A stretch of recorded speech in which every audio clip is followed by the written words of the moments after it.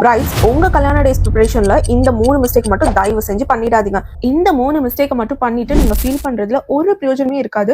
Because it takes a long time to heal. Mistake number 1, facial waxing. நீங்க facial waxing பண்றதுக்கு use பண்ற wax உங்களுடைய hair மட்டும் கிடையாது, உங்க ஸ்கின்னோட ஃபர்ஸ்ட் லேயரையே அப்படியே பீல் பண்ணிட்டு வந்துருது. இதனால நம்மளுடைய ஸ்கின்னுக்கு நிறைய இரிட்டேஷன் அண்ட் ரெட்னஸ் கூட காஸ் ஆகலாம். அதுக்கான ஆல்டர்னேட்டிவ் தான் ஃபேஷியல் ரேசர்ஸ். ஸோ உங்களுடைய ஃபேஸை நீங்களே பியூட்டிஃபுல்லா கிளீன் பண்ணிடலாம். ஃபர்ஸ்ட் லேயர் தன்னாலே எக்ஸ்ஃபோலியேட் ஆயிடும். Number 2, back waxing.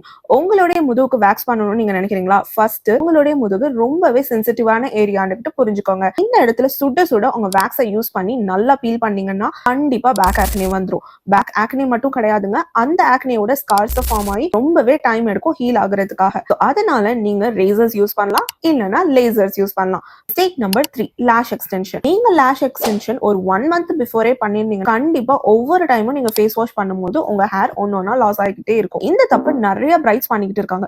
உங்களுக்கு அப்படி லாஷ் எக்ஸ்டென்ஷன் வைக்கணும்னு ரொம்பவே ஆசையா இருந்துச்சுன்னா ஒரு 4 days பிஃபோர் வைங்க. இல்லைன்னா உங்க மேக்கப் ஆர்டிஸ்ட் கிட்ட சொல்லி நேச்சுரலான அழகான எக்ஸ்டென்ஷனா உங்களுக்கு ஏத்த மாதிரி வைக்க சொல்லுங்க.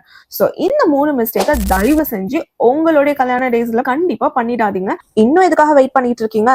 இது யாருக்கு ரொம்ப தேவையோ கண்டிப்பா ஷேர் பண்ணி விட்டுருங்க.